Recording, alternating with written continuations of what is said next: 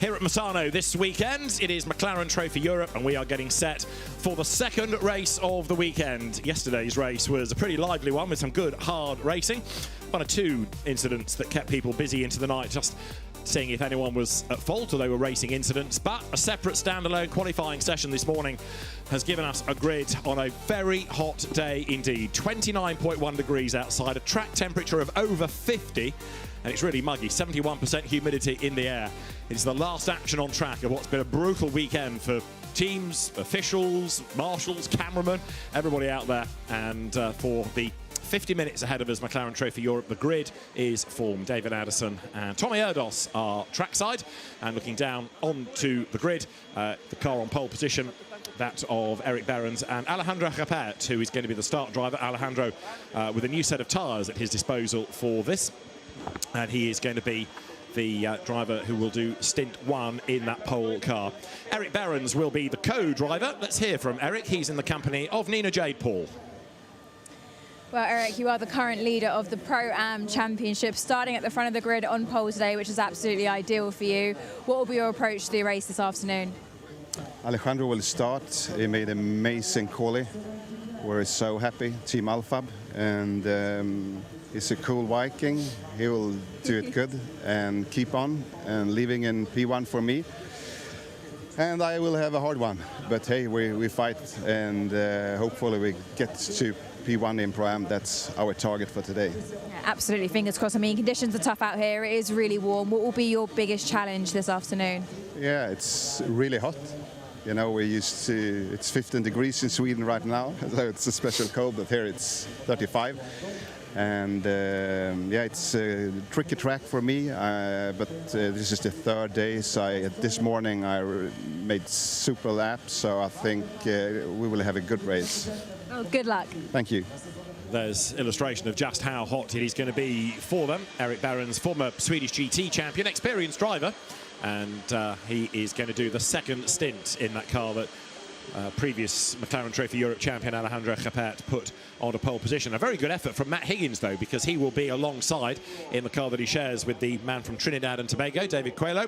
Matt Higgins then going second fastest this morning, and both Alejandro Geppert and Matthew Higgins having to serve extra time in the pits, because based on the results of race one of a weekend, you get compensation time, extra time to serve in that mandatory pit stop. So 5 seconds for Geppert and 3 for Matt Higgins. One of the surprises maybe this morning in qualifying, Michael O'Brien, if I say only fourth on the grid, that's because there are pretty high standards that Michael has, but he was a bit frustrated that he hadn't done slightly better, but they reckon they've unlocked something in the car, and we will be able to see him, I think, make some progress. Now, what about David Coelho, the man from Trinidad and Tobago, racing this? He should be used to the heat at any rate, and David is with Nina Jade Paul. David, well, you're starting P2 today. You are new to the series so far. How are you enjoying it so far? I'm enjoying it a lot. It's been quite a challenge, steep learning curve. All these tracks are new to me. But yeah, it's been like a dream come true so far. I got to drive Monza, got to drive Spa, and here we are in Misano on the front row. So yeah, it's been good. Well, starting from the front row, what is your realistic target today? It's got to be the win. Well, realistically, we are on the front row thanks to my very experienced and quick teammate, Matt. So I reckon he'll hand me the kind of good position, and then we'll sort of develop our strategy from there. It would be nice to be top of the podium in Pro-Am, but there are going to be a lot of quick pros behind me, eager to go past. So we'll see how the race plays out. Yeah, a lot of quick cars behind you, but you are perfectly positioned to challenge. Wishing you best of luck. We are. Thank you very much. I appreciate it. Thank you. All these new tracks for David Coelho, but he's been, Tommy Erdos, a quick learner. Yes, very much so, and what a sensible answer from Coelho there. He knows his limitations there. He's doing incredibly well. Matt Higgins very, very fast in qualifying, less or just over a tenth slower than the very rapid Alejandro Geppert, who's done a fantastic lap time here, 35.5 for pole position. That's over a second and a half faster than last time we were here in 2024. So, yeah, a lot of pace there from Geppert, but great job by Martin Higgins as well. Absolutely right. And then third on the grid, you get to Largim Ali, who's been a race winner this year. Got a different co-driver in Guido Luchetti this weekend, although Largim retired late race yesterday. He had mechanical woes that stopped him in his tracks yesterday. Yeah, so unfortunate there. We're really looking forward to see him race, and so good to see him starting the race here. And in fact, what a lineup really we have with Geppert, Higgins, Ali, O'Brien. James Higgins on the third row there inside. So that would be a fantastic start to watch. Absolutely right. And a little bit further back on the grid, you've got the unrelated James Higgins. Patrick Schober will start, and a row behind that, Will Martin, who copped a penalty yesterday for some contact. Another man to watch, Luca Magnussen, who shares with Callum Davis. Luca Magnussen, part of Jan Magnussen's family dynasty, and somebody else plying his trade in GT cars. Let's hear from Luca. Back to Nina Jade. Luca, well, you're no stranger to fighting your way through the field. Starting P7 today, though you finished P2 in race 1, what can you do from here? Well, we just keep the car clean like we've done all the races. We've not had the best luck in qualifying most of the season, but we finished on the podium pretty much every time. So we're great in the races, and we'll just keep on doing what we do. Why do you think you don't have the best luck in qualifying? It's hectic, very hectic. It's a tight field, and the smallest mistakes just end up costing the most time. It's a lot of great drivers. It's a very talented field this year. I'm still very new to sports cars, so it's difficult, but I'm improving bit by bit. Well, plenty of opportunities ahead today, also plenty of risks. How aggressive can you afford to be? Well, we need to figure it out in the moment. We're fighting for a championship. We're leading right now, and we plan on keeping the lead and extending it, hopefully. So, yeah, we need to do what we need to do. Well, best of luck. Thank you. And Luca Magnussen and Callum Davis ahead in the championship from Lorenzo Montero and Lucas Valcra, who were winners at Monza, and Josh Mason and Michael O'Brien, who were winners yesterday. This car has been quick, but a bit out of luck. Alessandro Fabi and Patrick Schober, the drivers. Patrick Schober will start today, and with the extra compensation times that the top 3 in each class have to serve, that always serves to throw the second stint of the race to be an interesting one, as some delayed cars have to fight back. And the other aspect to this, of course, Tommy, is that the cars, powerful enough as they are, all have that extra power that they can use on deployment. Yes, the McLaren was kind enough to give these guys even more of a toy there on the push-to-pass button, as is commonly known, but as we've referred to it before, as the push for extra power. And obviously the drivers can choose to use whenever they want, but there are only, and I say only, 300 seconds. It sounds like a lot, but it goes away pretty quickly if you're hungry for the push-to-pass button, and then you come in the pit and give your second driver car without any boost. So it's something that they need to think about when they use. You're going to see that probably at the beginning of the race. They're going to use a lot of it to try and get out of the from the starting grid in a good manner. So and that's indicated by the sort of daylight running lights. They'll be flashing. So if the daytime lights flash at the front of the car, that means they're using the button. And looking further back on the grid there, number 33, Will Martin, starts. Now, he was good yesterday until just a slight clumsy bit of contact that turned around another car, and driving standards advisor, you had to give him a penalty. Yeah, so unfortunately, we had a few of those in the steward's room, but nothing major. I think a few people have had grid penalties there, but in fact, I think Harry obviously for the contact with 81 Greg Yates yesterday, got him a 5 grid penalty there. So a little bit of work to do, but Harry's a good racer. He's going to reset and go again, and so watch out for him coming through the field as well. Yeah, Harry Burgoyne, a grid drop. It was Will Martin who got a penalty in the race. So did Gregor Yates yesterday. We had a real mix of winners then. 5 races, 2 at Monza, 2 at Spa, 1 here, and a different outright race winner every time. That's got to be good for the morale of the championship to show how open it is. What a great stats, really, to have 5 different winners. We're halfway point. As you say, it's 5 races, so 5 to go. Lots of points on the table, and looking at the championship table, it's very, very tight. It is indeed, with Callum Davis and Luca Magnussen ahead 32 points to the 25.5 of Lorenzo Montero and Lucas Valcra. The half points coming in from the race at Monza, which had to be red flagged and wasn't able to be restarted. So, grid starting to be cleared as you look there at number 59. Newcomers to the championship this weekend for Raptor Engineering. Filippo Barberi will be the start driver. JD Lambrughi to take over that car, and the grid starting to be cleared. 50-minute race. It's going to be a rolling start. That's another of the changes for this year, away from standing starts to make it more GT feeling. And the car of Lorenzo Montero, winner at Monza, part of Emilio De Villota Jr.'s SMC Motorsports squad, that lining up, as you can see on the outside of here, the 6th row. So Montero and Lucas Valcra won the first race at Monza, have struggled a little bit since then. They haven't had another second, and they haven't had another third, only that one visit to the podium. So not saying it's a flash in the pan, but they certainly want to rebuild their season after that good early form back in Italy. Yeah, they had a promising start, and things haven't gone their way. And in fact, here in Misano, during FP1, I think it was, they had an incident at turn 5, which the car suffered quite a bit of damage. So it took time for them to get the car back to good order, and so they really struggle with the lack of track time. And if you've not been here before, and many haven't, then you need as much track time as you can get. We have a Pro Class, a Pro-Am, and an Am. The Am winner yesterday was Mark Smith, the American, who we see in British GT, but having his first outing in McLaren Trophy Europe and going well for Paddock Motorsport. There is Largin Ali, retired yesterday, but another race winner that we've had this year. He won the second race at Spa along with Christian Brooks, who's otherwise engaged this weekend. So the grid pretty much clear. At the 1 minute, board engines will fire, then we'll get ready for the formation lap.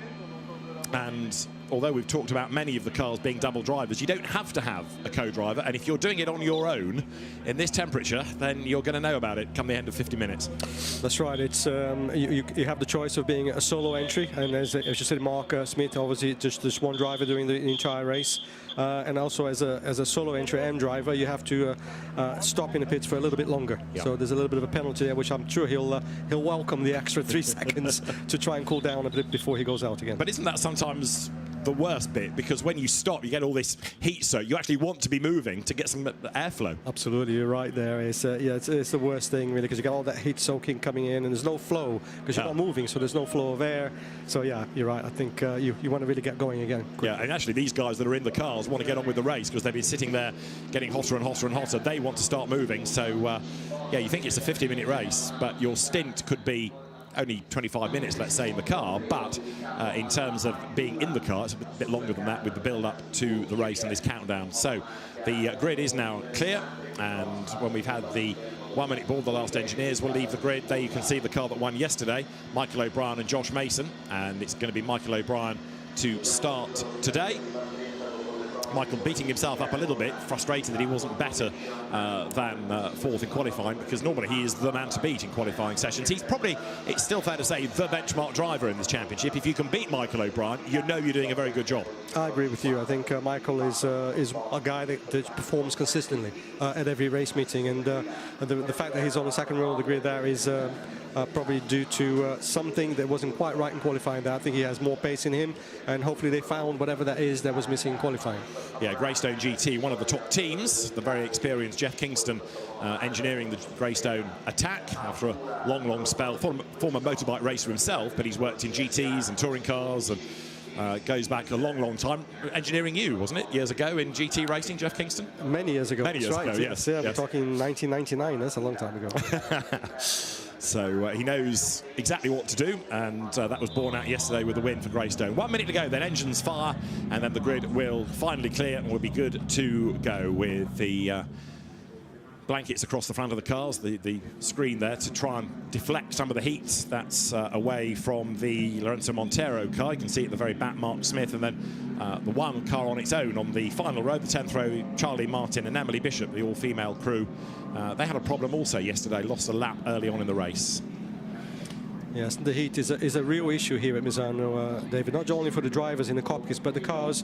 You know, you have, obviously there's a bit of tire degradation. I mean, the track is actually quite kind on tires, but because of the heat, the left side, especially the left side of the car, you get a little bit of tire drag. Left front is specifically a tire that drags a little bit, so they have to watch out for that. But also running, you know, too close behind other cars, you obviously then interrupt the flow of air coming into your cooling, and that can create problems for your brakes, everything else, even for your engine, you know, because you know, with the air intakes not getting clean air coming through, it could be a real problem. Well, let us see then, because as the cars leave the grid behind the McLaren Pace car, it is Alejandro Geppert for pole position, and Matt Higgins lining up with him at the front of the grid. Largim Ali will start third. Yesterday's winner, Michael O'Brien, fourth, with James Higgins fifth, and Patrick Schober starting sixth on the grid. The championship leader, Callum Davis, is going to be seventh. Will Martin will start eighth. Ninth on the grid, Gregor Yeats, who was runner-up yesterday, and Ben Mulryan, whose car retired early on from yesterday's race, always one to watch. The experienced Gael Castelli on the sixth row with Lorenzo Montero for company. The seventh row is where you find Filippo Barbari, another newcomer, and Harry Burgoyne, one to watch with this five-place grid drop after an incident yesterday. Ferdinando Daria won in Pro-Am yesterday. He is on row 8 with Vincenzo Scarpetta for company, ahead of Jonathan Cochet and Mark Smith and Charlie Martin at the back of the grid. So the field going down towards turn 8, getting some warmth into the Pirelli tyres. It's almost counterintuitive to think that you need to warm the tyres on a day like this, but you still do, and also get the pressures up. Yeah, that's primarily for laps 1 and 2, or lap 1 effectively, where the tyres are not quite up to temperature, even though it is very hot out there. But frankly, after 3 or 4 corners of lap 1, they'll be right up there. Yeah. And then, having tried to warm them, you then need to nurse them, because you don't want to have them going off unless you're thinking about a tyre change, but you don't want to change tyres in the pit stop because that's going to take a long time. So you need to look after them, certainly early on, yeah? Absolutely, and then to be honest, these guys are looking forward to the pit stop, because at least at the pit stop the mechanics can actually bleed some of that air out of the tires and sort of re-establish the optimum, temperature, pressure. Yeah. So yeah, it's a real problem here. There's not necessarily high drag for the tires, apart from the left front. The left front really does suffer around here in Misano. A lot of sort of high entry speeds and lingering corners. So yeah, it's a real problem. Even you're saying earlier about standing still and the car getting hotter. This is an issue for the engine temperature in the pit stops. But all the cars, they survived that well yesterday. Let's hope that that's not a problem as such for today. So it may well be that we see battles develop and then break up, because the car behind, if it hasn't been able to overtake, needs to get some clear air, cool for a lap or two maybe, then push again. So you might have a bit of yin and yang in some of these battles. Let us see. The black car of that on pole is Alejandro Geppert. Alongside is the red car of Matthew Higgins. We're ready to go racing. 50 minutes on the clock here at Misano. They come out of turn 16. Lights on the gantry red, lights on the gantry green. It is blast off, and a good getaway is made by Geppert, but an even better start, I think, from behind Largim Ali trying to have a go. Michael O'Brien then in the middle of the track there on the run to turn 1, trying to go round the outside. He's done so. He's got third place, and Matthew Higgins in the red car on the inside at 2. But Geppert will have the inside line for 3, and so Geppert back in front as O'Brien now tries to make a move against Matthew Higgins. He's got the orange car of Largim Ali right up alongside. Here comes Michael O'Brien, then late on the brakes. Ali even later. They try to go 3 wide, and it's Higgins that gets roughed up. O'Brien is crowded out wide, and Largim Ali elbows out, goes second. That was really bold. Very close racing, David, but they somehow managed not to contact each other.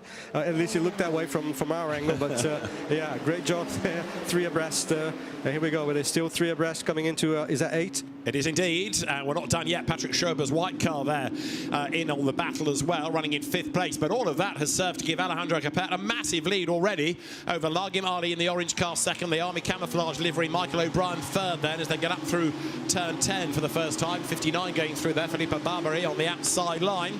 The speed builds now on that run down towards 11, but already Geppert has checked out. He's got a massive gap. All of this done on cold tyres, benefiting from the squabbling behind, but also being really brave, Geppert, early on. Very focused Geppert on the start there, did everything right. Plus, as you say, the squabbling behind him absolutely helped him to create that gap. But I tell you, he's a man on a mission. Every meeting he comes to, he performs at such a high level. He does indeed. It'd be great to see him, wouldn't it, in GT3 next year, proving what he can do for McLaren. As here, Largim Ali, Michael O'Brien, and then number 111 of James Higgins come through together. Matt Higgins in the red car then, second on the grid, but he definitely got shuffled back in the pack and has lost 5 places as they come over the line. Geppert from pole not only leads, but of course he's way clear in Pro-Am from Higgins, and then Ferdinando Daria up into 11th place. As you see, O'Brien under attack now from James Higgins. This is the third, and this wasn't in Michael's game plan. He was going to push forward and get the lead, not have to defend third. There's some very quick drivers around there. The top 4, top 5, absolutely nothing between them. And these guys now really need to start thinking about track limits. A big issue here in Misano, as we know. And if they start to lose too many lives and track limits, that's going to be a problem towards the end. Especially for their co-driver as well, who's going to be hamstrung a little bit by how hard they can push for fear of getting a penalty that was largely triggered by the stint one driver. Big effort being made there, look, because Fernando Daria battling with Filippo Barbary as they sprint their way now up into the right-hander of turn 10. They've both been cleared by Ben Mulryan, who's got through. Fernando Daria, number 12, the Italian, who was the winner in Pro-Am yesterday, along with his Greek co-driver Dimitros Papanastasiou. So the leaders go out of turn 11 for the second time of asking, and it's Geppert from Ali. Michael O'Brien doesn't want to be defending, but until he's sorted out the challenge of James Higgins, he can't really concentrate on the pro-class opposition. Still Lagim Ali ahead of him as the cars file their way out of the hairpin. David, I looked at the screen, I had to look again. Geppert did a 42.3 against a 44.6 or 44.5 from Ali. That's 2 seconds faster than P2. I mean, it's just blistering pace there from Geppert. It is, and now that we've had a proper flying lap, he's into the 137s. So the first lap was the one you were talking about, the first flying lap, a 137.154, and he's already 3.5 seconds clear after just 2 laps of the race. So Geppert here aims to give Erik Behrens the biggest possible gap. They could be on for an outright race win, you never know, never mind just a class win, which is what they're concentrating on. But, of course, there are these extra times to serve in the pit. You've got a regulation time for everybody, but Geppert and Behrens will have to serve an extra 5 seconds. That's right, David. So 5 seconds for a car 88, but he's already more than halfway into that deficit. And as you say, Behrens, he has a lot of pace for an AM driver, so they've got a very, very good chance of the Pro-Am class win. And the track limit warnings are already coming. One for Daria and another for Will Martin. And they're coming at this part of the circuit, actually, turn 8, that left-hander they just come from. As you look here at Daria, trying to fight back as they head up towards turn 10. Number 16 there is Mark Smith. In fact, it's Vincenzo Scarpetta you were looking at behind him. Then Jonathan Cochet, Charlie Martin at the back of the pack. But one that I'm surprised isn't going forward is Harry Burgoyne. He's down in 15th place at the moment, Harry having started 14th. And we know that Harry is a very good McLaren racer. He's also a very feisty one. But I'm surprised that he's not made further progress just yet, especially given how tight the pack is ahead of him. Yeah, I wonder if there was anything left from the damage that incurred yesterday, but I wouldn't have thought so. It wasn't anything sort of major. So yeah, it is a surprise to see the lack of sort of movement towards the front from Burgoyne from where he started. Now, the next rounds of this championship are at Barcelona in early October, and Alejandro Geppert is nearly in the first race there. He's that far ahead. He's already 4.4 seconds clear, and we've only had 3 laps. I mean, this is a masterclass. Absolutely, yeah, he's absolutely focused, and I don't know, his last lap was 37.2, so he's still nearly a second faster than anyone in this race at the moment. The opposition in class, Matt Higgins down in 7th place. Matthew, the son of rally star David Higgins, nephew of Mark Higgins, rally champion turned rally cross champion turned stunt driver in James Bond movies. There is the fight for second place then. Lagim Ali under attack from Michael O'Brien, who's under attack from James Higgins, the ex-single-seater racer in F4, making that run up towards turn 9, which is this kink, and then the corner proper at 10. O'Brien in the wheel tracks then of Lagim Ali, but there's no way through at that corner. And Michael using his push-to-pass button there. You can see the lights flashing, but so is the car ahead. So they will not get any advantage on this straight. And of course, you don't know when your rival is using it, do you? So you press it, but you don't know whether it's actually going to benefit you or not, because if your rival's using it, it just negates. So then it's a waste. That's it. So there's no lights flashing at the back end of the car. So it's they're absolutely blind to that. But O'Brien is staying very close, and but also a lot of pressure from behind. So great race there between second, third, and fourth place. It is indeed. There's Matthew Higgins going through in David Coelho's car. And behind him is Callum Davis, the joint championship leader. He and Luca Magnussen ahead at the moment on points. The leaders go through then. Geppert now 5.3 seconds clear of Lagim Ali, but he just can't shake off Michael O'Brien, can he? Yeah, O'Brien is just there. He's settled into a good position there. I think hopefully whatever issues he had in qualifying, that's gone. He's now just making a move on the outside. I don't think he'll make it there. You have to heed, but Yeah, he can't. He really does need to get through Ali now as quickly as possible and get rid of Higgins behind. Yeah, he does. James Higgins there, number 111 in the CSA racing car, all over the back of O'Brien, who again is on the push to power, as it were, but so is Largimali, negating any benefit. But O'Brien having a go on the outside into turn 8. He's never going to go around the outside, surely, and that gives the chance for James Higgins up the inside line. So O'Brien then on the inside for 9. Higgins can't quite get level with him, and so it's still O'Brien for 3rd place. But as long as he's defending, he can't do anything about Ali for 2nd place. Great racing there, David. They're really close together, all of them, but so far nothing to complain about in terms of driving standards. Very, very good. It is indeed, and here you've got the pros illustrating why they are pros. They're, in many cases, young guns. You know, these aren't people that have been around for 20, 30 years, but they've done a lot of mileage. And Largimali, who's come via the Lamborghini Super Trofeo route, keeping Michael O'Brien at bay. Michael's been good in GT3, GT4, as well as, of course, McLaren Trophy, and indeed historic single-seaters. Comes from a good motor racing family. James Higgins behind him 4th, Patrick Schober 5th.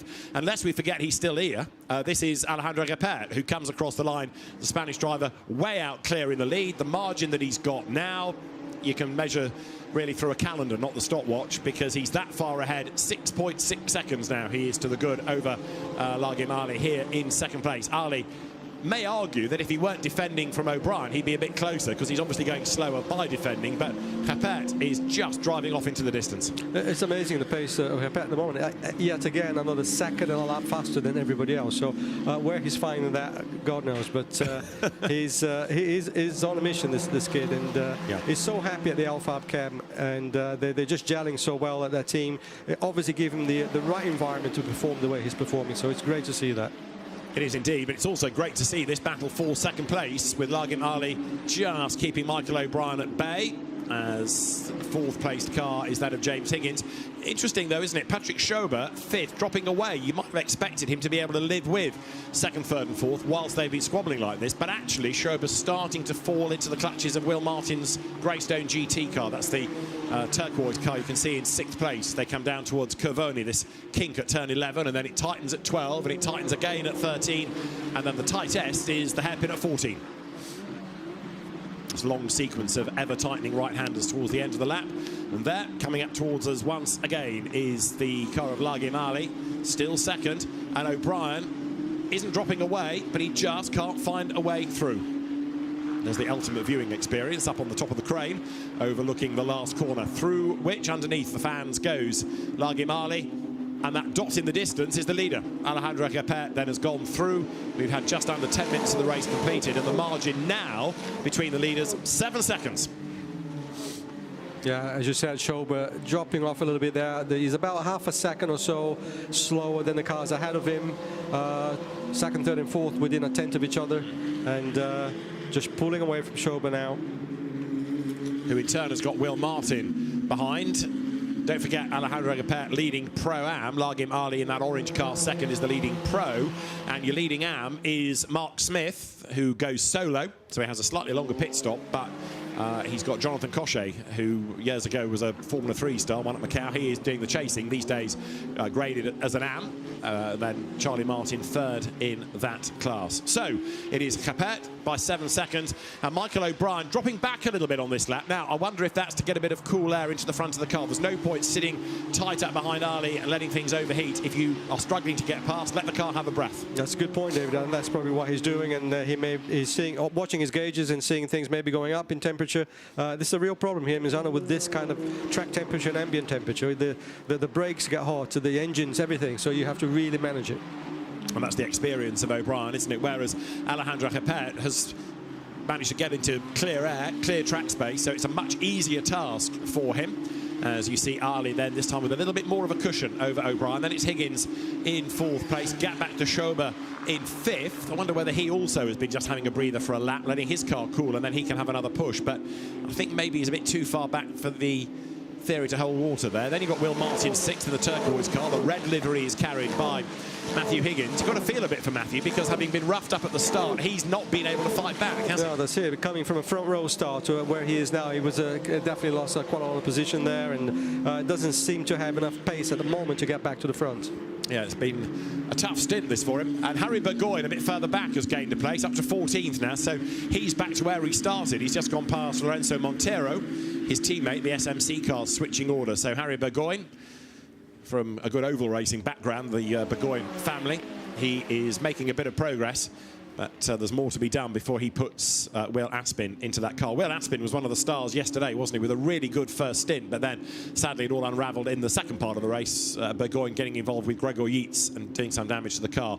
So yesterday's winners are currently third. Yesterday's second place team, 13th. Riccardo Iannello and Gregor Yates also struggling to make progress. Yeah, such a shame there for the SMC car. They did a fantastic job with Will Aspin at the wheel, and for me, definitely the driver of the day in that race one, coming in the pits with 0 track limits and in the lead. So, yeah, great performance by Will Aspin there. He's, I'm sure, itching to get into the car for his second stint. There's number 99 then, Largim Ali, coming out of turn 14, still with that bit of a cushion over Michael O'Brien, but now scratching his head as to what he can do to make up 7.5 seconds effectively to Alejandro Geppert as the cars again turn their way up towards the line. Largim Ali having a new co-driver for this weekend. So working with Guido Lucetti out of Super Trofeo. Largim Ali has raced in Italian GT. He's raced some single-seaters as well in India.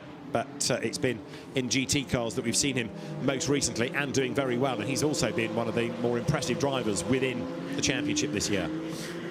O'Brien there in the Army camouflage colours, keeping James Higgins behind him. Michael, a GT3 race winner for Bob Neville's Team RJN at Alton Park going back a few seasons with James Baldwin. But it's a shame in a sense for Michael. He's very much the benchmark driver in this, but you kind of wonder why somebody doesn't pick him up and put him into a GT3 programme, whether it's in the UK or internationally, because he is a very good, very underrated driver.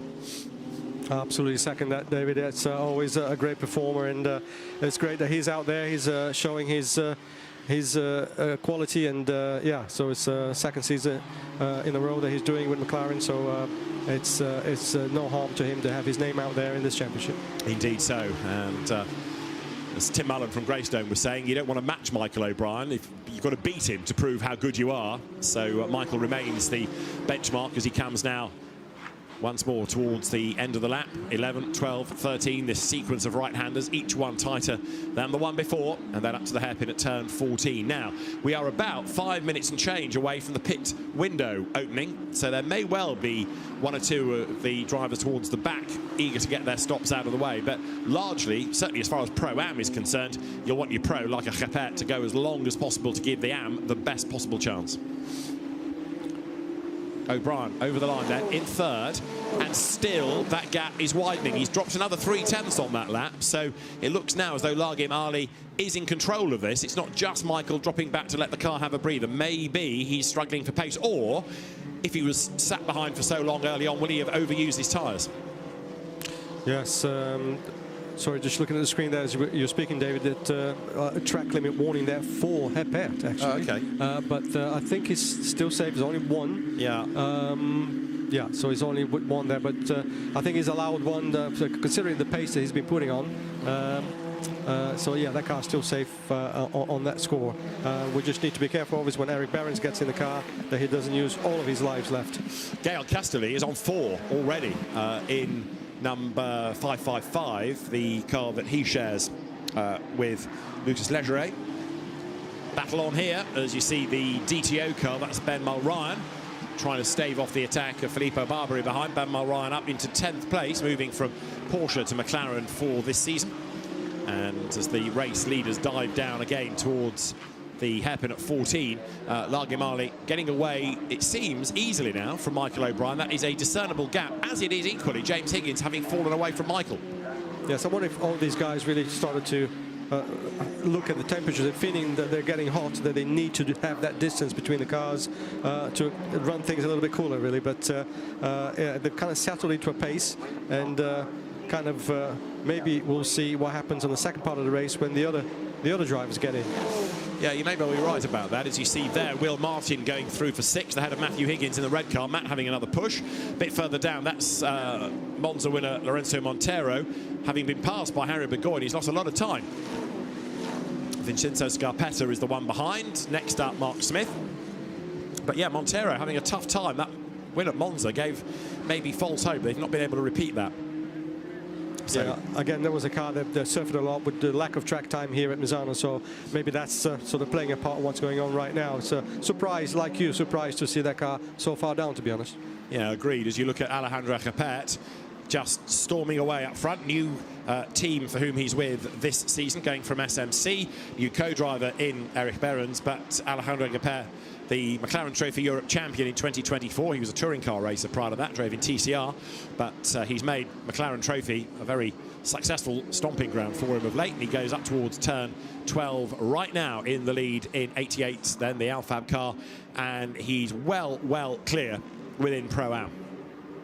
So he's done pretty much the perfect job. Pole position, fastest lap of the race, dominated his stint. He's even got time to watch himself on the big screen, I suspect, there.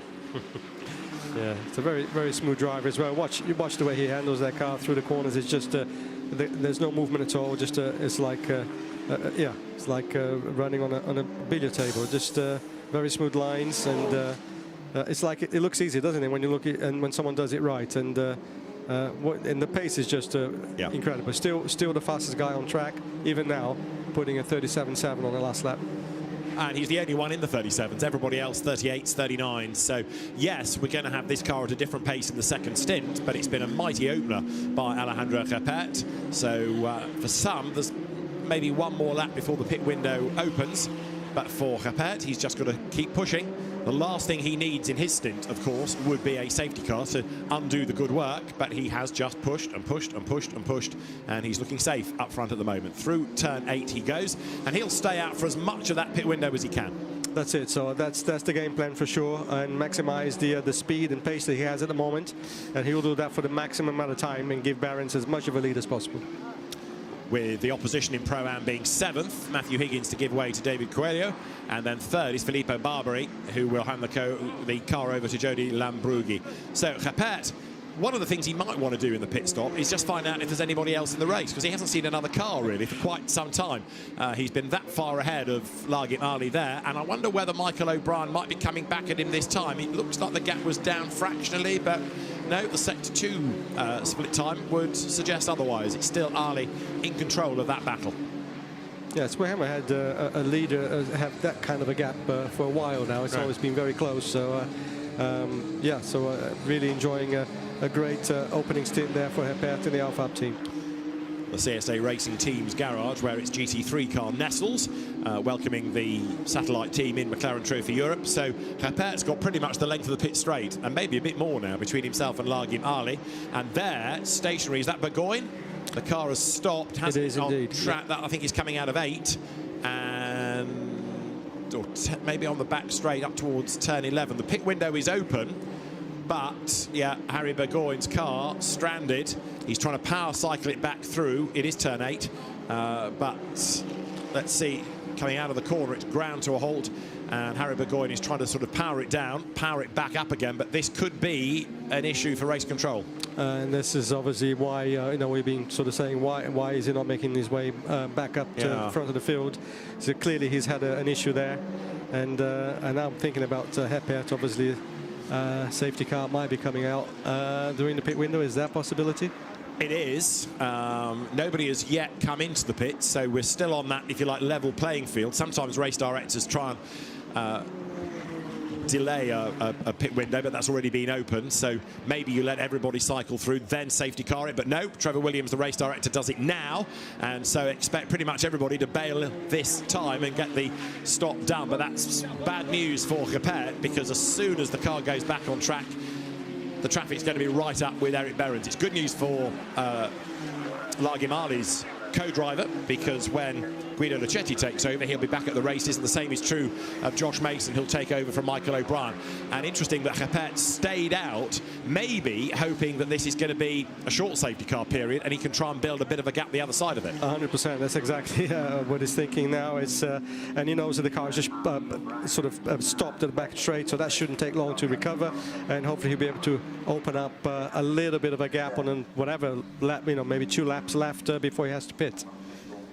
But the other car that went through, interestingly, was the other Pro-Am car, Matthew Higgins. So he's staying out to try and do what he can for his co-driver. In the case of the Pro Cup cars, where you've got evenly matched drivers, then they can come in at any point to do the driver change. Now, that's Burgoyne, who is on the move again, albeit slowly. This is one of those situations where you can almost hear the groan in race control. The race is neutralised, then the car sets off. Yeah. You think, oh, why did we bother? But that definitely looked like a control delete thing, didn't it? So. But equally, it's not up to proper pace yet, is it? No. It's still struggling. So the car hopefully will be able to get off the circuit, and we'll have a brief safety car period. But it certainly brings Higgins and Coelho back into the equation as far as Pro-Am is concerned. They're in treble 5. Out will get Lucas Legeret, and in will get Gael Castelli. Sorry, other way around. Castelli out and Legeret in. The very tall Lucas Legeret, who sort of folds himself into the car. Erik Behrens watching what's going on and thinking, oh boy, that's ruined it for us. Certainly for overall. I think Pro-Am might actually still go their way, but for an overall result, it's harder.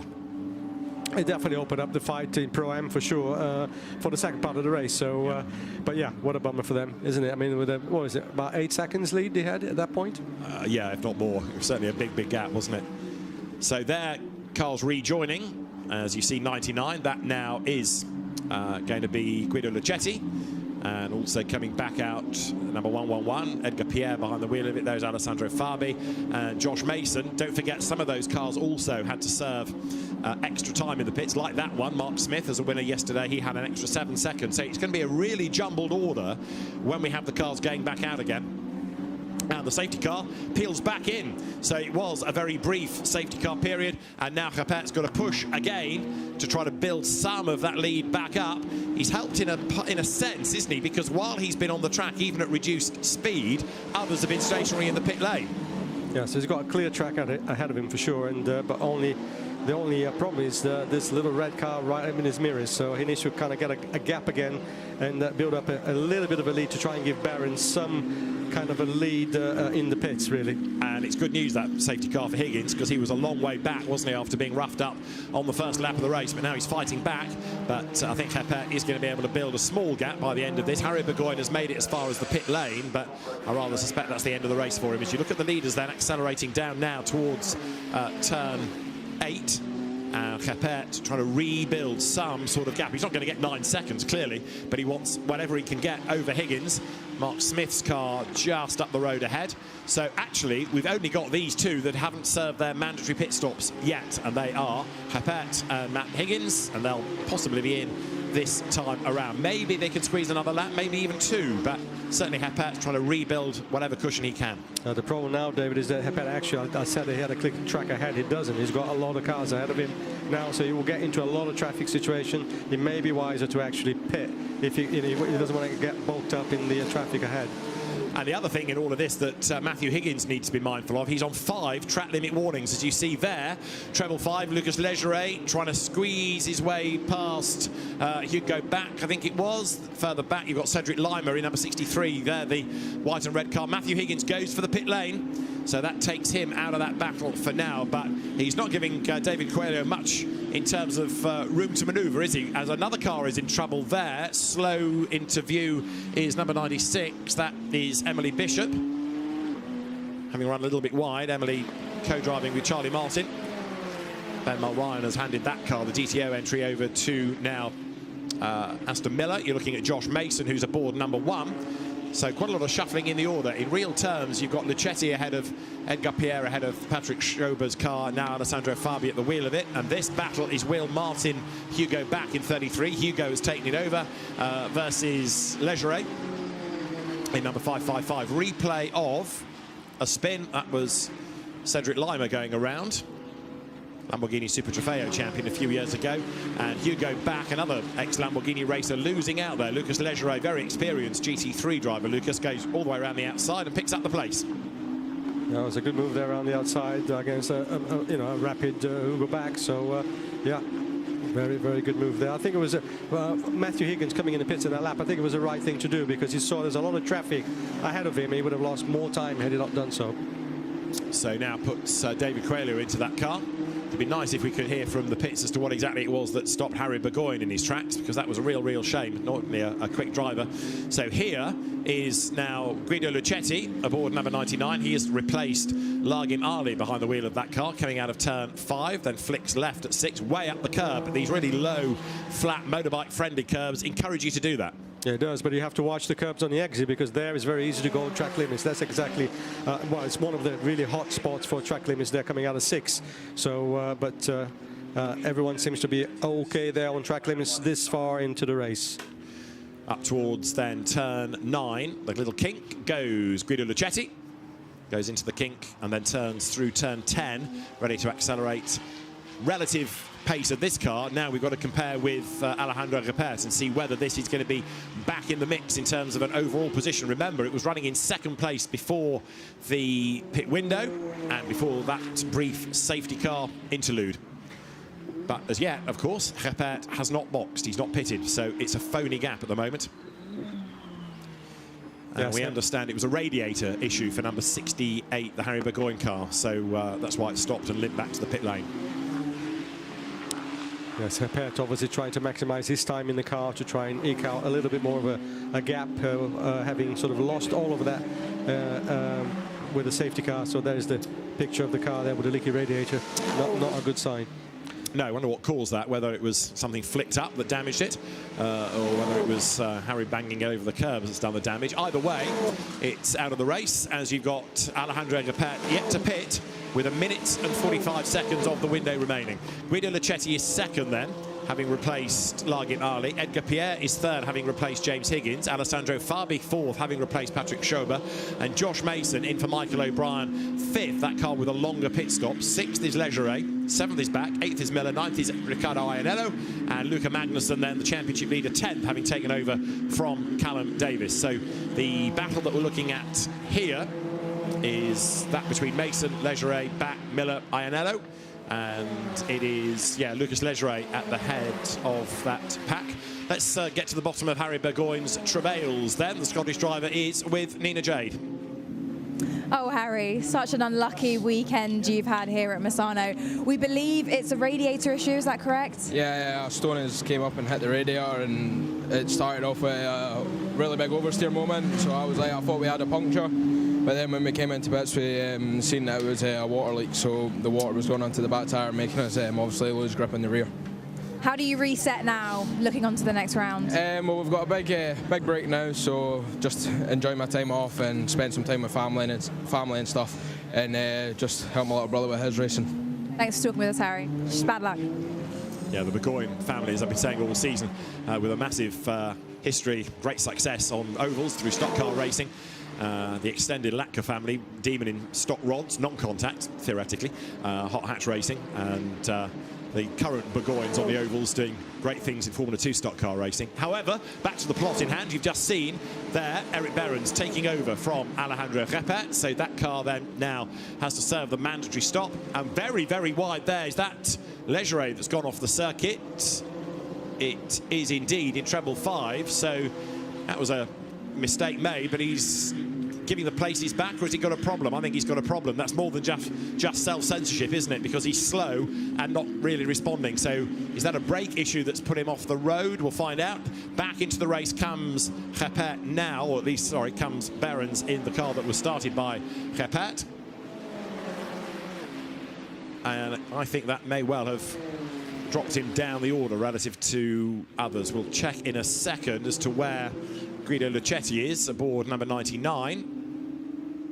Yeah, he is now on his way to turn 11, and Erik Behrens is on the back straight, so I reckon 99 now has been the big winner on the pit stops. And I think Matthew Higgins also, having elected to come in a bit earlier to give way to David Coelho, may also have benefited out of that. Let's double check. There is a time penalty being offered up now to Fabio Olivieri, number 90. That's for track limit abuses. So here is Guido Luchetti, who comes up towards the timing line and breaks the beam now then. And that will put that car into a very comfortable lead of the race with Erik Behrens a long way back in contrast. Second is going to be this man, Edgar Pierre. In third, Alessandro Fabi. 8 seconds is Lucetti's gap, carrying on the good work of Largim Ali. You've got Josh Mason going through shot fourth. That's Will Martin fifth. Aston Miller in the black and white car is in 6th place. 7th is Riccardo Iannello. 8th is going to be Luca Magnussen. 9th is Jody Lambrughi. And that safety car has done Geppert and Behrens absolutely no favours whatsoever, because that car now is going to be way down the order. It's not 12th because that's Lucas Valcra, and we're still waiting for it to come across the line. It is down in 13th place, and they've lost their class lead. They're down to 3rd in Pro-Am. Yeah, that's a very bad turn of events there for number 88. We have a good race in hand though with Fabi and Pierre, 2nd and 3rd place position. Remember in Monza they had a mighty battle there, and so let's see how that develops. But yeah, just really not good luck there for car 88 after such a great start of the race for Geppert. And in fairness, although Matthew Higgins came in ahead to give way to David Coelho, that car's fallen even further back. So just the wrong time of when the safety car was deployed as far as their efforts were concerned. But it is going to be an interesting finish in the Pro-Am battle now as you look at this fight for 2nd in the race between Edgar Pierre and Alessandro Fabi behind. 17 minutes are on the clock, that's all, as the cars now come down towards 16. And the margin between the pair of them is nothing at all, is it? Alessandro Fabi, we saw at Spa, pretty forceful driver when he needs to be. And Edgar Pierre, we saw at Monza, pretty forceful when he needs to be. Yes, Fabi with a lot of pace on him at the moment, a full second faster than Pierre ahead of him. So this definitely is a battle to watch now. It is indeed. That's Jody Lambrughi, 59, who is now the leader of Pro-Am and in 9th place overall. So Jody Lambrughi new to the championship, coming through turn 2, the left-hander, right at 3, speed building, and now Cedric Lima being given a time penalty for track limit abuses, and Cedric Lima is chasing Mark Smith in the AM battle, but a 5-second penalty to be applied at the end of the race will not help him, will it? No, just looking at, talking about track limits, Fabi's car on 4 track limits, because remember the track limits are given to the car, not the driver, so it's accumulated. Now Fabi's in the car, he needs to really kind of nurse that in, but he's looking very pacey at the moment on a 38-1. And problems for Mark Smith. That's the AM leader who was ground to a halt. He won yesterday, and the car fires up again. That is at turn 2. Curious. Did they have a spin, or did it just stop? May have. It looked like he's rejoining from a spin potentially. Or a spin, or sort of outbrakes himself and run off the road. But you're right, it looked like he was trying to rejoin, and now the car looks okay. So Mark Smith has got fired up again, and David Coelho has just got a 5-second penalty for track limits. He's only made 1 transgression. All the others were Matthew Higgins in the first stint. So it's David that's going to end up doing the walk of shame down the pit lane. But actually, the majority of the problem was triggered by his co-driver. Yeah, that's how it goes. It accumulates the track limits, so it is again given to the car. And yeah, Coelho there with the short end of the stick on that one. That still a lot of racing to go. 15 minutes. For Coelho to make up some time. You wouldn't expect, would you, the pros in the Pro-Am car to be the ones doing that, but you could argue they're pushing harder and taking every risk. But yeah, one of the things that Alfab was saying to me overnight was they drummed into Erik Behrens, who started yesterday, no track limits, no track limits, no track limits. And then if Alejandro Geppert needed to push in the second stint, he could do so. But if you incur them all in the first stint, you've got no margin of error for your co-driver. No, that's right. And then that plan worked very well, because they did very well yesterday, finished second. And that was, I'm sure, the game plan for today. But obviously, as you said, the safety car played its part in their result, certainly at this stage. But yeah, they're 3rd in class. Now, Guido Luchetti is as dominant in stint 2 as Geppert was in stint 1. He's 11 seconds to the good at the moment, is Guido Luchetti. As you look there at Alessandro Fabi going through, having cleared Edgar Pierre, he's getting away quite easily. In 4th place, Josh Mason. There's Hugo Back, who is under pressure, isn't he, from Riccardo Iannello, who we have seen in just about every race getting stuck in. And here he comes then for a move up the inside of Hugo Back. There's just about a gap. Iannello turns in tighter. Hugo Back goes wide, has to make sure he doesn't make contact, but Iannello goes through. Nicely done, that. That's it, yeah. And frankly, Hugo Back worked well with him. There was no point to fight that and avoided contact on this occasion. So very good. Over the timing line then will come. Now Riccardo Iannello. Next target for him is going to be Josh Mason up the road ahead. The gap between those two is 2.5 seconds. That lap by Iannello was a 38.3 with some overtaking, a 38.1 for Mason. So now with clear road ahead, let's see what Iannello can do to try to gain back one more place. Hugo back behind him. And then Aston Miller, another McLaren specialist. Like so many young Brits these days, he's come out of Ginetta Junior Racing and then into GT4 style McLarens and now McLaren Trophy. Aston Miller goes well, and he's running 7th ahead of Luca Magnussen, as you see there. The orange car of Riccardo Iannello getting away a little bit. Down he comes now with a personal best first sector, but actually he's still not quite as quick as Josh Mason. So Josh, for the moment, is secure in that 4th place. Yeah, Josh is really impressive yesterday in race 1 with a lot of pace throughout his stint. Obviously, they were the winners yesterday, and yeah, here again showing some good steady pace in the #1 Greystone GT car in 4th place. But Pierre was about 3 seconds ahead of him. Yeah, he is. But Edgar Pierre's last lap was a slow one, a 1:40, whereas it was a 38 from Josh Mason, a high 38, but a 38 nonetheless. So that gap's coming down a little bit as you look there at the charging Guido Luchetti clearing the race lead. And that's another lap ticked off. 22 now done. 12 minutes are still on the clock. Goes out of turn 2. And Guido Luchetti, I think he's getting a taste for McLaren Racing. If he has a win here, we might see him back. Fabi goes through 2nd. There's Edgar Pierre 3rd and Josh Mason 4th. The gap 2.2 seconds. And on that lap, Josh Mason takes another 7/10 out of Edgar Pierre's margin. So a change for 3rd could, indeed should, be on before the end. Definitely on the cards there, David, with 11 minutes to go. There's plenty of time for that, especially with the pace that Josh is showing right now is very doable. You've got Luca Magnussen coming under attack from Jody Lambrughi, but that's a Pro versus a Pro-Am car. Luca Magnussen having taken over from Callum Davis. Looking to try to hang on to their championship lead, of course, in all of this, as they're down towards turn 8 goes Lambrughi, another newcomer to the championship, new drivers, new team as well, the Raptor engineering squad, and a win. Second time out, if you like, first weekend, but the second race, that would be quite something. It's good, isn't it, mid-season even, to have new teams, new drivers coming in. Very much so, yeah. We have some new teams this year with Target Racing and Raptor Engineering, CSA. They are performing really well. Great entries, multiple cars, and yeah, performing really well right at the front end of the grid.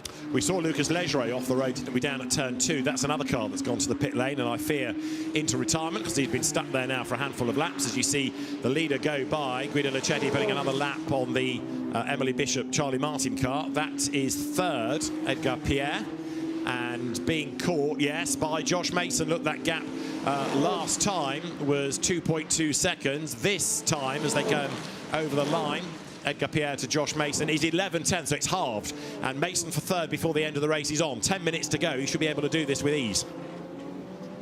Yes, plenty of time on the cars there. Just hope that Josh finds the right position and right time, and for a safe overtake. Well, I think we've got a battle in our hands there for the podium. And but Fabi opened up a massive gap as well to Pierre, so a lot of pace there. But I fear he's too far behind Luchetti, isn't it? It's about 10 seconds, yeah, 10.2 seconds behind Luchetti, so that looks a tough one to make up.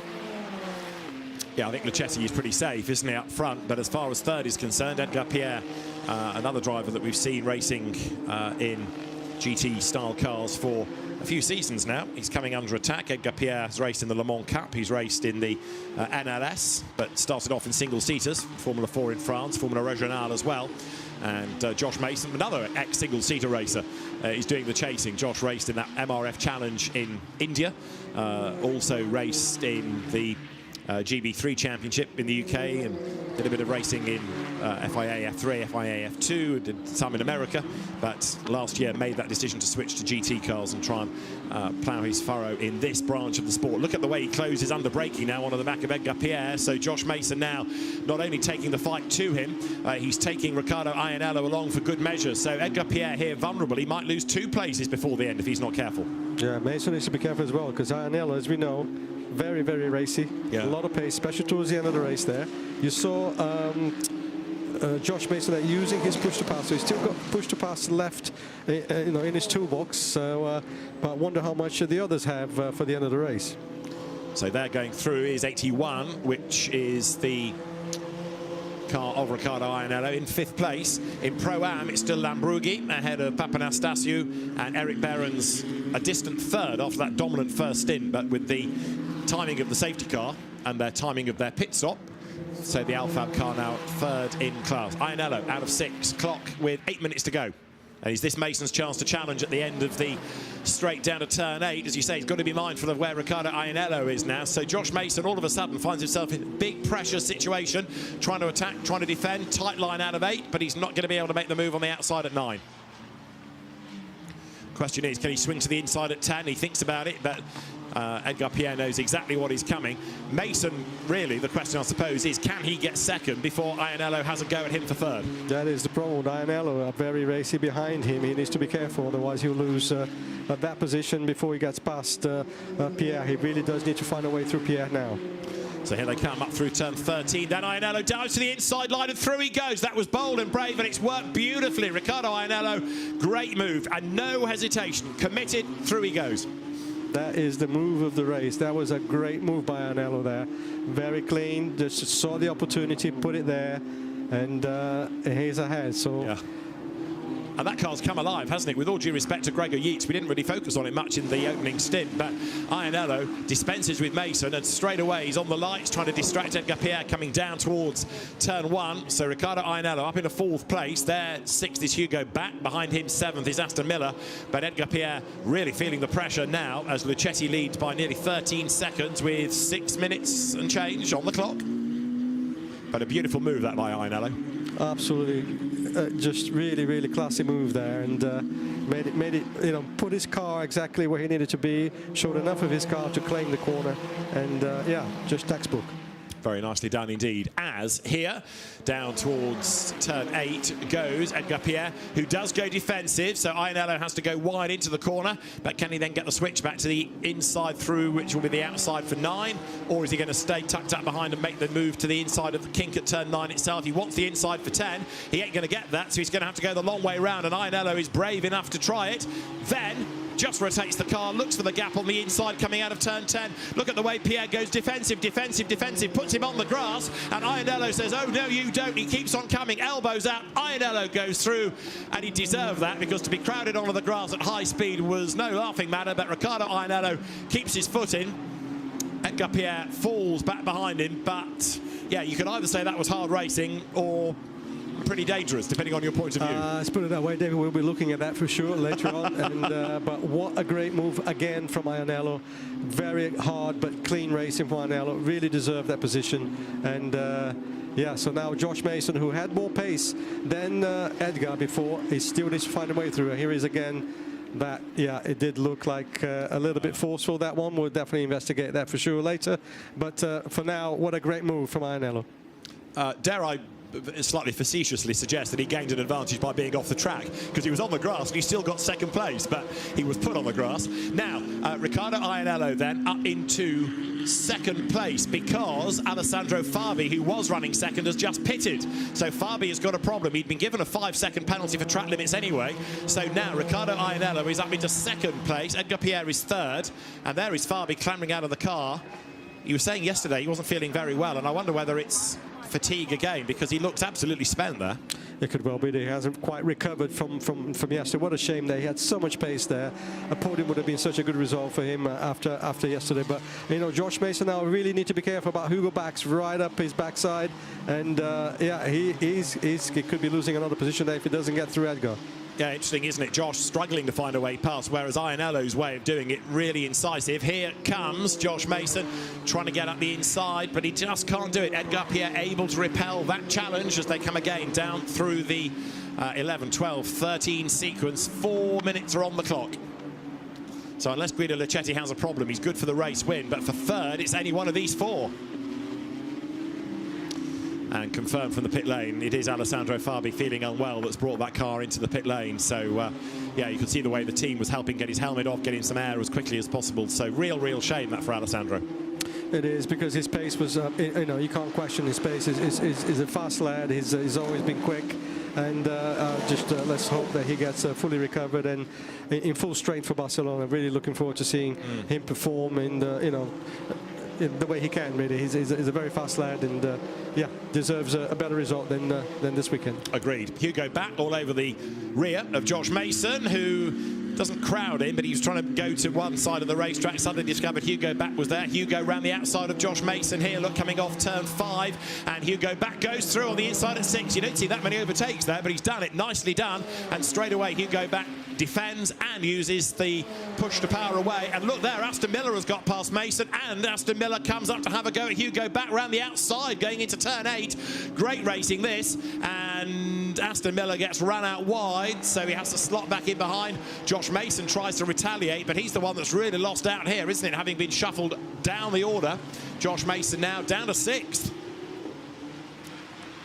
Great racing, David. You know, it really is very close stuff and a little bit of forceful driving there, but so far I've not really seen, apart from that move from Edgar onto Iannello on the straights, these guys are keeping him visibly clean at this stage.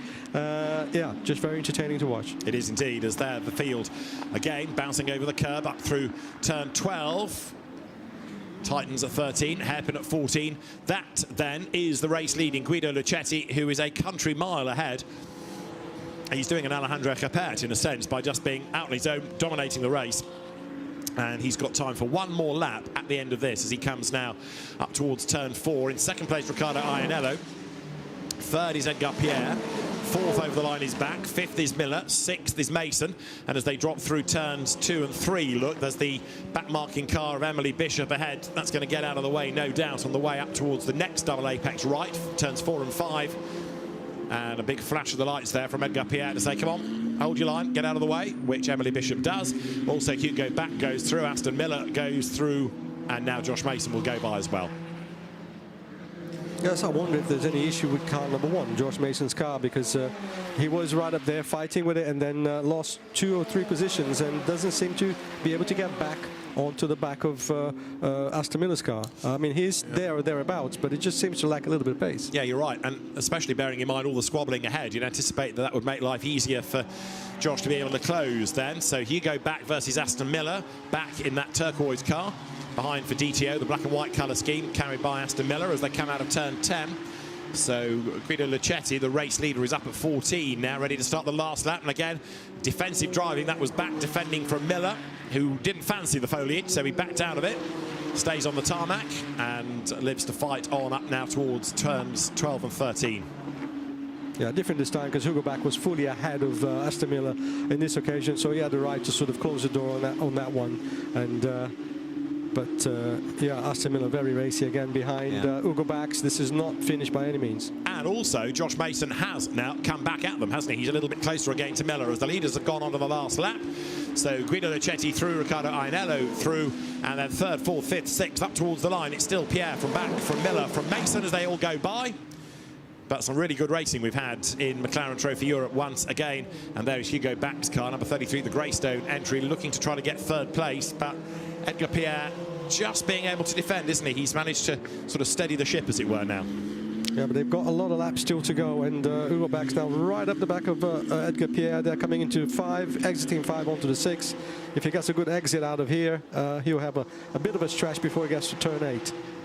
And we've had a change for the lead of Pro-Am because Dimitris Papanastasiou has got past Jody Lambrugi. So the winners yesterday could be on for the double here as you look back at the fight for 3rd place overall and in Pro with Aston Miller in the white and black car all over the tail of Hugo Back, who in turn is looking for a way past Edgar Pierre. Up they come towards turn 9, that kink, and then turn 10. And this is the move, is it from back up the inside? And there's contact and around goes Edgar Pierre. Oh dear, he was halfway up alongside, but I rather fear you could see that coming, and Edgar Pierre is badly delayed in all of that. Now Aston Miller clashes with Hugo Back. This is the race leader coming up to the checkered flag. It's going to be a win for Largim Ali and Guido Luchetti, who will bring it home. Luchetti takes the checkered flag. He wins race 2 in McLaren Trophy Europe. But what about that battle that was going on behind? We had Aston Miller ahead, and he stayed ahead of Hugo Back. They absolutely nose to tail. It's going to be second for Ricardo Iannello and Gregor Yeats, and then the rest is all very provisional. What time is your flight home, Tommy? I think I'm going to be flying home tomorrow. Yeah, you might be right about that. So for third place on the road, let's put it this way, it's going to be Aston Miller and Ben Mulryan. Good recovery, that. And fourth, just over the line, Hugo Back and Will Martin ahead of Josh Mason and Michael O'Brien. Sixth over the line will be Luca Magnussen and Edgar Pierre down to 7th after that spin. It all got very leery towards the end. Quite a lot of drivers taking to the grass coming out of turn 10. But let's reflect first up as you see Dimitris Papanastasiou and Fernando Daria taking Pro-Am honours. Just reflect on that contact that turned around Edgar Pierre. A little bit ambitious, I have to say that. It looked like a bit of a desperate move on the last lap from this angle. But as always, I'm always reserving in looking at all the evidence and all the video in the judicial room. But it's, yeah, shame it ended that way. I think, you know, it could have been a nice, clean fight right to the end. But it didn't turn out to be that way on the last lap. There, Cedric Lima and Jonathan Cochet come through to win in AM. Cedric had 2 wins at Monza with Julien Piguet and a win here with a different co-driver. Drama also at the end for Jody Lambrughi, because that car has not yet got to the line. It was leading in Pro-Am, but has had dramas on the last lap. So it's a win for Papanastasiou and Daria. Eric Behrens and Alejandro Geppert take 2nd in class, 3rd to Coelho and Higgins. But still yet to get to the checkered flag is Jody Lambrughi's car. Now, where has it stopped? It's in the last sector somewhere, I think on the pit straight, but before the checkered flag. So it's not got to the line. So, a really weird race in a sense. A dominant first stint by a car that ended up way back in 11th place, and a dominant second stint by Guido Luchetti in a car that was in the mix, at least for class honours earlier on. And some good hard battling all the way to the end. There is Guido Luchetti. First time out in McLaren Trophy Europe, and what a debut. Yes, and Largim Ali there, a well-deserved winner as well. And Ali, a guy who's always showed very strong pace, had a very good opening stint there. So Luchetti was very pacey at the end as well. His lap times were definitely, he was the fastest car on track. So absolutely well-deserved win on pure pace. We were talking yesterday, weren't we, about all these quick Danish drivers that the country seems to be able to spawn, and there's another one in Largim Ali. There is the 3rd Pro-Am car arriving. That's David Coelho as the teams start their celebrations. And you've got to feel a bit for Alejandro Geppert. So, you know, the safety car was unfortunate for him, but also some of the blame, you could argue, should go the way of the team for when they call the car in. Yeah, I mean, it was a confusion there. I think, you know, he stayed out, and that obviously didn't pay off. I think, you know, did he get slow? We didn't see on screen. Did he get slowed down a lot by the traffic that was ahead of him at that point? We don't know. But they did recover to P2, and that's good points for their championship. And but, you know, you can't take away the start of the race for Geppert, which was absolutely phenomenal. The pace that he had at the beginning of the race, really commanding the race and putting out a gap, nearly a 10-second gap at the beginning. Against the drivers that are in the field, that's no mean feat. Yeah, I totally agree. Right, let's hear from our winners. Guido Luchetti, Largim Ali take honours. It's the first weekend they've driven together, and a really good result there with Nina J. Paul. Celebrations all round down here, around a circuit where there's very little margin for error. You both kept it clean, you came out on top, and you got the win today. Honestly, it was about 5 seconds of that race I enjoyed. It was unbearably hot, but we managed to get across the line, so that's what counts. It looked very hot from the outside, so I can't imagine how it must have been from inside the car. But talk us through that final stint. You built up a mammoth gap towards the end there.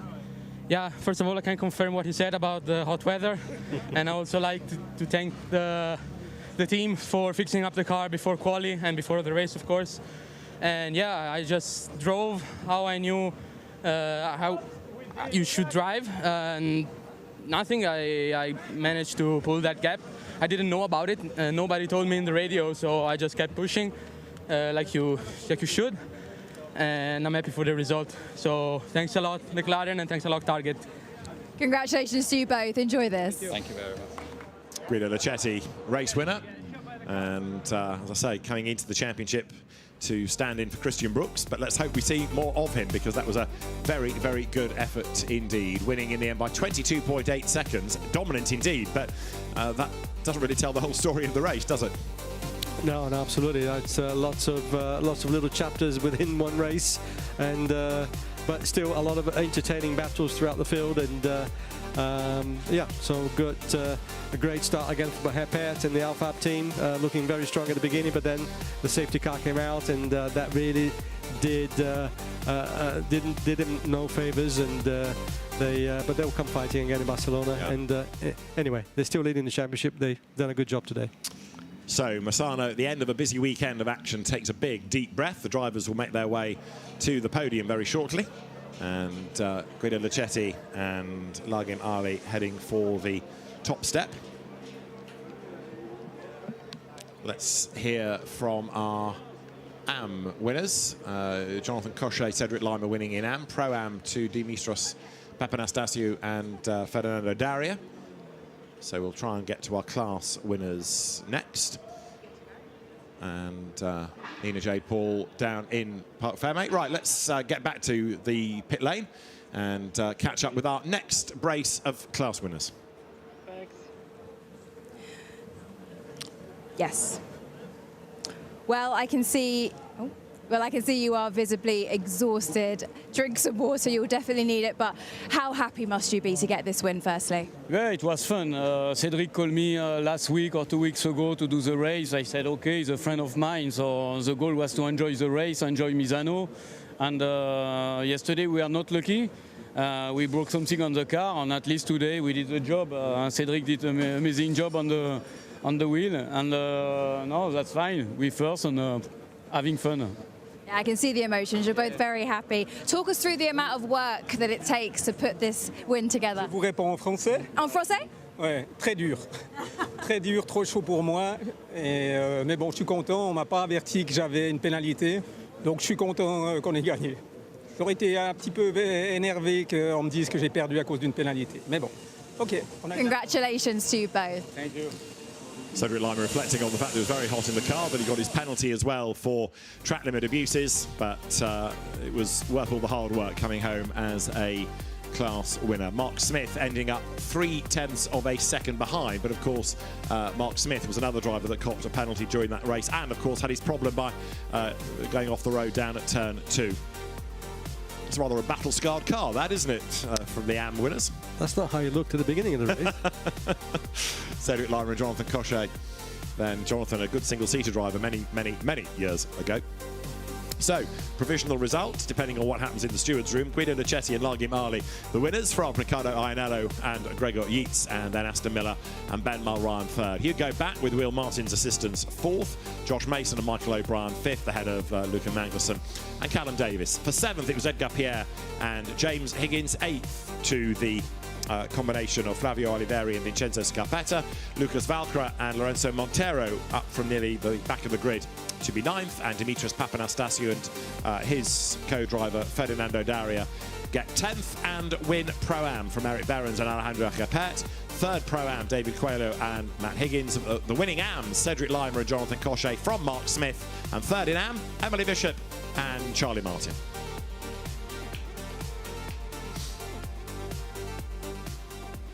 So the podium will be next. Drivers making their way there. Before we get to the podium, let's look at the highlights of race 2 here this weekend.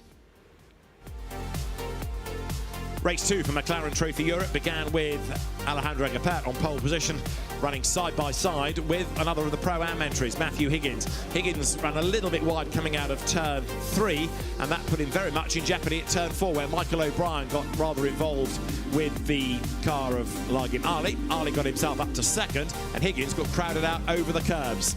The first stint was a good one for Geppert until the safety car was deployed, and it meant that his lead was eroded, And when he put Eric Behrens into the car, it was a long, long way back. It was just the wrong time for that safety car to be deployed for their pit strategy.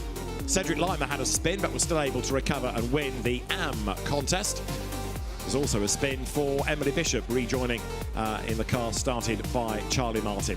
Late race with the pros on board. There were some really good battles, and one of the stars was Riccardo Iannello, who was able to storm his way up into second place. But by that stage, Guido Leccetti was too far up the road, and he was on target for that race win as Iannello just kept on picking off places. Josh Mason, and then he had a go at Edgar Pierre, who was ever so forceful, crowding him onto the grass coming out of turn 10. Iannello eventually on target for second place. Others were equally brave and bold. Hugo Back making that move on Josh Mason coming out of turn 6, a rare overtaking opportunity, but that worked for him. Back then had a go at Edgar Pierre. That was less successful. Edgar Pierre being turned around, and he would end up in 7th on the road. And then Aston Miller had a go at Hugo Back. There was contact between the two, but Miller went through, and that was 3rd place on the last lap of the race. But the checkered flag for Largim Ali and new co-driver Guido Leccetti as they came through to win by over 22.8 seconds in race 2 at Misano. So drivers awaiting the podium. Now you can see Riccardo Iannello, Gregor Yeats standing ready as well. We've got Largim Ali. So we await the nod from the McLaren Trophy officials. But yeah, quite a bit for you to look at there, Tommy, with your driving standards advisor hat on, I'm afraid to say. Yes, there's a few things there, but also some really good racing, some great scraps, and Iannello, what a star. I mean, he keeps entertaining us in these races. His moves are great and well measured, and yeah, so it shows all of them how to do it, you know, without contact. So it was great to see that. And as we said yesterday, one of the other benefits this year, bigger grids, more competitive racing, you know, and with more cars, there's always going to be more action. Yeah, exactly. And, you know, it's one-make racing, you know, the cars are all the same. The difference pretty much is in the drivers. And so, yeah, it's going to be close racing, racing, but no contact. That's what we are trying to do. And obviously with the driving standards and the stewards, we are very much on top of that, trying to, in a way, educate them that, you know, where the limits are, and hopefully it'll get cleaner and cleaner and more entertaining to watch. Absolutely right. But we like hard racing, good racing, and we've certainly had that here this weekend. Barcelona will be the next stop to complete this Iberian double-header, because from Barcelona it's Portimao for the last races of the season.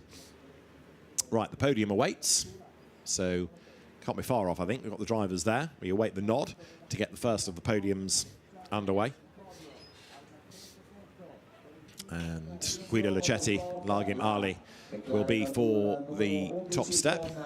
Right there, Aston Miller. And the podium finally is underway. Aston Miller and Bambar Ryan for DTO take 3rd place. Then we need for 2nd spot, Riccardo Iannello and Gregor Yeats, the Target Racing Estonian and Italian partnership, leap forward to the podium. Great drive by Riccardo Iannello to battle his way up in 2nd place. But for the top step, it is going to be for the 2nd time this year. Largim Ali, he was a winner at Spa in race 2. But with a new co-driver, Guido Leccetti then celebrates with Largim Ali as they make their way now to the top step. And it is a win for the Target Racing team.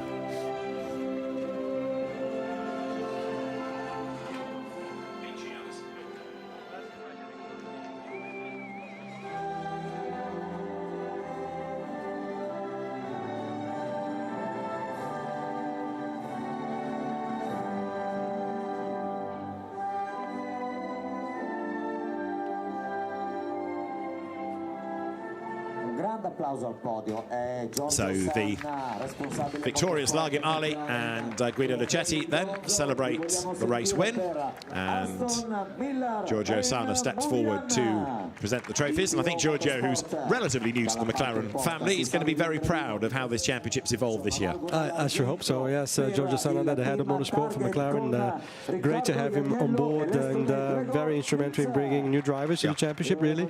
So been fantastic addition to the team. But what we're talking about, new teams coming into the championship, what a great result for Target Racing. 2 cars there, first and third. No, first and second. First and second. That's Yeah. it, first and second, and also for the third position, the DTO Motorsport, who's been a great sort of supporter of the series, and they've had a bit of a tough start. So great to see DTO Motorsport with a car on the podium. And for the team's point of view, you know, it's all very well coming into a championship with a good track record in something else, but then you've got to learn about a new car and how that operates at a circuit. You may have been to Misano before, but not with a McLaren. So anything you've learned in, say, a Lamborghini goes out of the window. Very much so, and that's absolutely the case with Target Racing. They are an Italian-based team. They've done a lot of Super Trofeo racing. They know Misano very well, so I'm sure that would have helped them in some way. But yeah, they've the McLaren car and the way we operate here is very new to them. So they've really gelled in well and obviously performing at a very high level. Sure. Callum Davis and Luca Magnussen hang on to that championship lead. 2 points up on Largi Mali, who is 1 point ahead of Riccardo Iannello and Gregor Yeat. So the top 3 crews covered now by just 3 points with these 4 races to go. Michael O'Brien next with Josh Mason in the Pro Cup standings. So as Marshall's head back after a long day, a long hot day out trackside, and our camera crews as well. Just the final ones on the podium working overtime for us as we get ready for our Pro-Am podium. And there for third place, David Coelho from the Caribbean, and Matthew Higgins, going against the family trend of rallying or rallycross and going circuit racing. There is the differing frames of Erik Behrens and the diminutive Alejandro Geppert, who must think, how did that go so wrong? I was miles ahead. Well, I pitted. I know, he did such a great job, and but I think he'll be happy with his own performance. Obviously, yeah, exactly. How can you not be? So he's done no harm to himself at all with this fantastic drive for Geppert. Can't wait to see him in his home ground in Barcelona. What can he do there? Yeah, it'll be fascinating. Dimitris Papanastasiou and Ferdinando Daria are the winners in Pro-Am.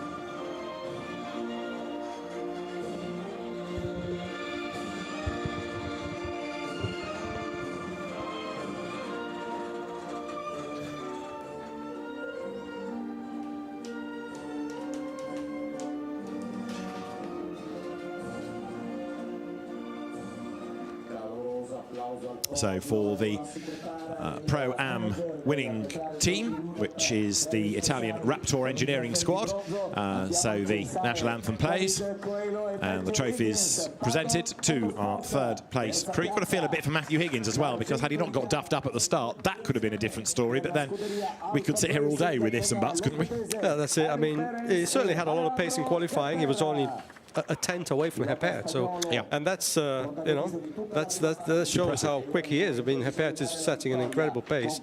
So yeah, what would have been if he had been at the start with Geppert all the way along? But we don't know that. Maybe we'll have to wait for Barcelona to find out. Indeed. So Ferdinando Daria, another good performance, and Dimitris Papanastasiou returning to racing after a long layoff. Raced in Formula Renault in the UK for a time, but good to have him back and enjoying life as a quick am.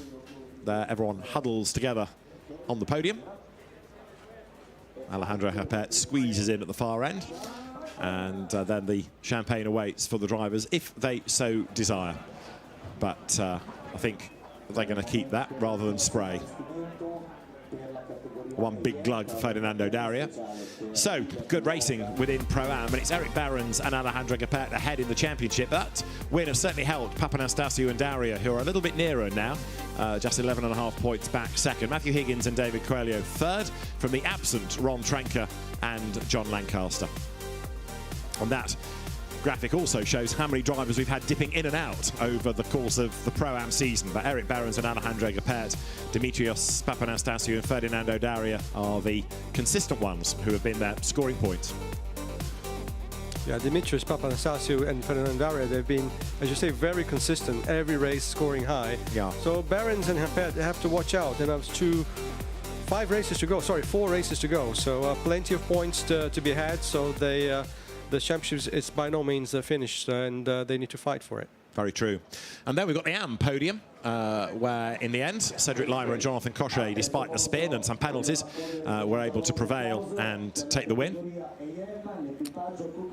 in the red and white car that is a sort of hark back in its livery to McLarens of the 70s, 80s, 90s with the cigarette sponsorship.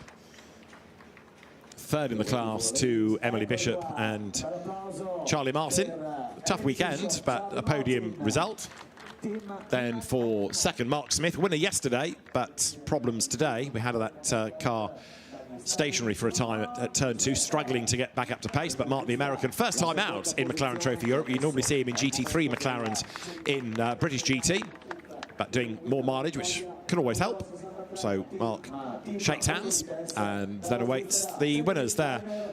A very worn out looking Cedric Lima, who brought the car home, Jonathan Cochet, his co-driver, and they will go to the top step of the podium. Winners for the Swiss Auto Vitesse team.